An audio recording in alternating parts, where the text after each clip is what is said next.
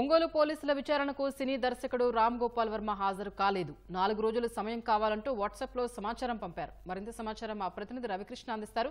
రవికృష్ణ, రామ్ గోపాల్ వర్మ హాజరు కాకపోవడానికి కారణాలేంటి? స్వప్న, Madhyapadu police station లో case నమోదైన అంశంపై సినీ దర్శకుడు రామ్ గోపాల్ వర్మపై ఈ రోజు విచారణకు హాజరు కావాలని ప్రకాశం జిల్లా పోలీసులు ఆదేశించారు. అయితే ఈ రోజు తనకు షూటింగ్ నిమిత్తం బిజీగా ఉన్నట్టు తాను ఈ విచారణకు రాలేనని, మరో 4 రోజుల్లో ఈ విచారణకు హాజరవుతామని పేర్కొన్నారు. షూటింగ్ లో నేను రావడం వల్ల షూటింగ్ వ్యయం చేస్తుందని, నిర్మాతకు నష్టం కలిగిస్తుందనే ఉద్దేశంతో ఆయన ఈ సమాచారాన్ని పంపించారు. అయితే అంతకుముందు కోర్టు కూడా ఆయన వెళ్లి ఈ విచారణ నుంచి తను విముక్తి చేయాలని కోర్టు కూడా క్లాసిఫికేషన్ వేశారు. కోర్టు దాన్ని తిరస్కరించింది. కోర్టులో కొట్టువేయడంతో తప్పనిసరిగా హాజరు కావాలని ప్రకాశం జిల్లా పోలీసులు నోటీస్ ఆయన ఈ విధంగా స్పందించారు.